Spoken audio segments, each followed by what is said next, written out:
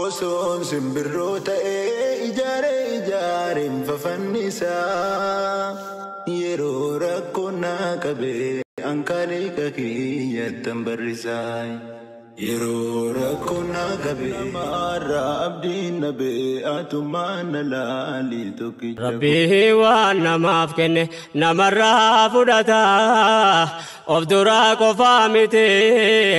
namarraa abdiin nabee atumaan na laali tokkicha kooy sitaatu malee. بسم الله الحمد لله الصلاة والسلام على رسول الله صلى الله عليه وسلم. السلام عليكم ورحمة الله وبركاته. الشما هنكفوني خبجمتوتا فجالتمتوتا وردفتوتا هي بقى ربين جراتشي ساعتي كانان إسينجاهي اندكي سنو بقى جراتنين إسينجرا eegabboleen kiyya ture dhufaa jira yeroo man dhufe nasiimadha isiniin jedha yoo isinitti tole video kana like godha likein seenaameen isiniin jedha egaa har'a wanta bareedaa tokko qabadhee dhufeen isiniin jedha obboleeyyan kiyya obboleettiin teena takka uffata aadaa biyya alaanaa geessinaan jette anillee akkaataa itti geessaniif waa hunda haala mijeeffadhee eegas immoo tuyyuu waa hunda baree ka'ee ajaja isillee keessummeessee isiifillee jechuudha uffata aadaa arsii bareedaa kana googiraa kanaa fi akkasuma qorii fi bungeen isaa wajjin qorii immoo tuyyuu maachii fi kiyyaatti hojjechiisee fi isiniin jedha asumaan isinillee akka laaltanii akka daawwattanii isinii waraabeen isiniin jedha obboleeyyan kiyya akkasii warroonni ajajachuu barbaadanillee biyya kamuu keessa yoo jiraattan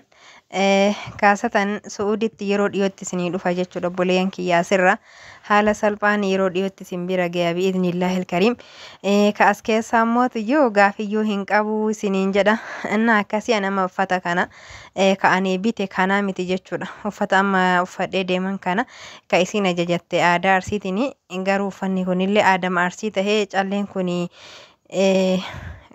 ka'ayeessaa akka ta'e wallama baariif inna akkasii eegabboleen kiyya rabbiin laaftoo haa godhu haa laaffisuu yeroo sanitti uffadhee yeroo jedhettis mana irraa bite sanitti jechuudha gara biraa siixeetiniin uffattee laaltee deebita achi nama jira waan ta'eef eegabboleen kiyya akkasii ani immoo tuyyuu garuu uffatumarraaniin uffadhe narrallee yoo anna jedha jechuudha yoo na furdisellee duraan faa hin beetanii sunuu kana caalaa furdoodha alhamdulillah alaa kulli haal qalbii maanii yoo furdatan furdinni qaama uumaa miti akkasii isiniin jedha uffanni kun immoo nama furdarrallee hin bareeda nama qal'arrallee hin bareeda yaa maashaa Allah tabaarakallah hedduu takka kaabboleeyyan kiyya uffanni aadaa Oromoo kun aadaan gosa hundaatu jechuu kutaa 11 in argattan jechuudha uffata aadaa kan kutaa 11 aadaa Oromoo hunda isaatu iyyuu asitti argama isiniin jedha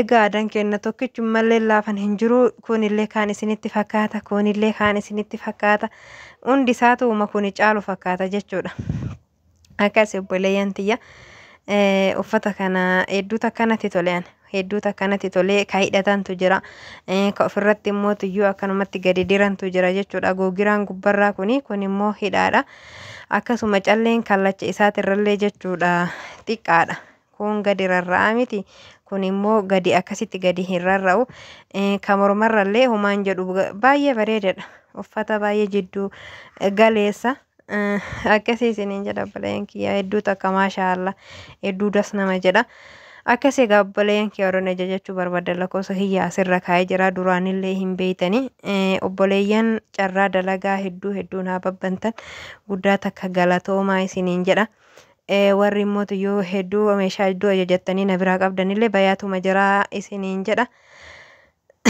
kan immoo tuyyuu jechuudha obboleeyyan kiyya uffata kaniin ajajattanii wallahi yeroo dhiyootti isin bira gaha jechuudha hantite keessanillee anillee guutee manatti inillee galee isinillee agarsiisaa jira isiniin jedha kun eegaqee galee hedduu takkaan bareeda jechuudha wallahi yaa maashaallah akkasii hedduu bareedaa kan immoo tuyyuu jechuudha mudhii kanarraa hin qabne ka uffanni jalaa qamisiin jalaa kun jechuudha maal qabu maal jedhaniin calleen irratti hidhamtellee hin jira jechuudha uffanni kun uffata tokko ka jalaatti kun ka gubbaati kun kanii mormaati kun kan matarraati jechuudha calleen kun ka kallacha irratti hidhatanii kun immoo ka mudhii irratti hidhatanii calleen isallee callee normaalii maashaallah hedduu babbareedanii jechuudha.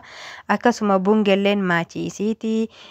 Qoriinillee maachidha jechuudha bungeen. Obboleettii tiyyaatillee asumaan meeshaa kan kee laalii siin jedha. Inshaallah akka yeroo guyyaa muraasa qofatti si bira ga'u abdii guddaa qabaa. Akkasumallee kawaan maraa mijeessu rabbuma siif mijaa'ee jira jedha inshaallah. Egaa akkasii obboleeyyan kiyya yeroo achi dhaqisanitti viidiyoo bakka wawwaraabuu ture. Hedduu takka bareeda jechuudha. Boraatiin ka gosa kamiitu kammaan as keessa hin jirre hin jiru jechuudha.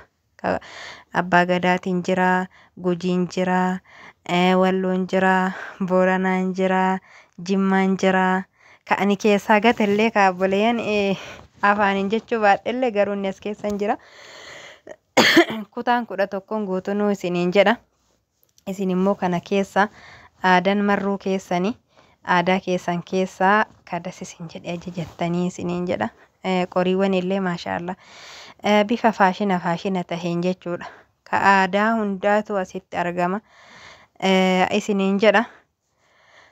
Asumaan obboleeyyan kiyyaa yeroo sanitti ani eegaa bakka hajatiyyaaf dhaqee asumaan namni as keessa illee haalallatu mee uffanni kunillee jechuudha aadaa arsiitiin sanuma fakkaatee bifa qofatu adiidha amma kuni jechuudha. Akkasuma garuu bifa isaa qofatu iyyuu adiidha isiniin jedha. Kunillee akkasuma tahee bifti isaa gurraacha garuu uffanni isallee xiqqoo garaagarummaa hin qabaa isiniin jedha. Akkasi obboleeyyan kiyya wantoota ani maqaa dhahee fi kan maqaa hin dhahinillee as keessatti ilaaltanii baarran jira, xuunxoon jira, dardarri jira, sa'aatillee yoo barbaadan jechuudha jira. Ani immoo akkanatti waraabaa ture osuma waraabaa jiru daawwitii keessatti of argee haadha Bilaal wajjin turre bakka kana jechuudha. Haadha Bilaaliin beetanii obboleettii teennataan qorii irraa hojjechiisu jechuudha. Achumaan isiin illee obboleettiin tiyya kanatti uffata akkana hojjetti jennaan waliin dhahinee achumaan isaanirraa xalaban ajajannee irraa wanni bibbinillee jira ka galleenillee ka ajajnee galleellee hin jira isiniin jedha. Egaa qoriiwwan tun immoo isaan biratti argamti jechuudha. Qorii babbareedaa maal isinii agarsiisuu barbaada beektanii qoriiwwan tana keessa qoriin bifa faashinaatiin callee dahabiidhaan jechuudha obboleeyyan kiyya. Ani callee dahabii tana siin dura hin argine. Callee dahabiin jirti jechuudha. Mee hin laaltanii irra caalatti namoonni amma ajajatan jechuudha qoriilee meeshama hundaa Gujiini. Qorii kinoo dahabii tan argitan obboleeyyan kiyya. Hedduu qoriiwwan keessallee bareeddii, hedduu meeshaa keessallee bareeddii. Rakabootii Dubaay homaa waan dahabii kana siini dahabii afoo hedduu takka bareeda isiniin jedhu hunda keessaniif anaaf isinillee rabbiin jireenya teenya haa bareechu. Mana keenyattiin bareechuu dandeenya isiniin jedha. Qoriin tuni faashina dhuftee warri biyya keessattuu ajajataa jira. Isinillee asumaan laaltanii akka ajajattan namni itti barbaadan dirqamaanii miti fedhii keessaa wanti isinitti bareedee yoo jiraate jechuudha. Wanni akka kalee jiruun meeshaan kamiyyuu har'a hin jiru asumaan laaltanii keessaa waan barbaadan akka ajajattaniifi. Akkas obboleeyyan kiyya amma bakkee uffataa kanatti jechuudha. Qoriin hedduu takka waagan isii baay'ee takka fagoodha. 5,000 tarii biyya biraatitti kana olillee ta'uu danda'a. Isaan immoo ammatti gatii madaalawaan gurguranii yoo immoo birraan bari'ee qorillee lafan geettu waan ta'eef akkasii warroonni yaada qabdan itti muddaa isiniin jedha. Warroonni yaada hin qabne immoo tiyyuu akka kiyyaa kunniin jechuudha kanuma nama laaluu taate inshaallah akkas isinillee itti qophooftaniin isiniin jedha obboleeyyan kiyya.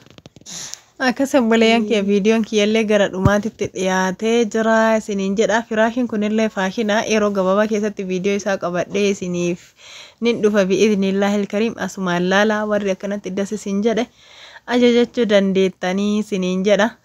Akkasii hedduu takka bareeda. Bifa kanaanillee bifa biraatinillee gosa lama kanaan jechuudha. Waan amma irra jiranii. Akkasii obboleeyyan kiyyaa namni fedhii itti qabdan illee hojjechuu dandeettan. Inni biraan iyyuu viidiyoon guyyaan har'aatiif qabadhee dhufee kanuma. Fedha rabbiitiin aga viidiyoo biraatti walitti deebinuu tika rabbii keessa naa turaa isiniin jedha obboleeyyan kiyya barakallahu fiikum rabbiin barakaa isinitti haa godhu. Warri immoo iyyuu jecha viidiyoon kiyya das isin jedhe laayikii godhaa, sheer godhaa, koomentillee yaada babbareedaa nuu kaayaa. Assalaamu alaikum warahmatullaahi wabarakaatuhu.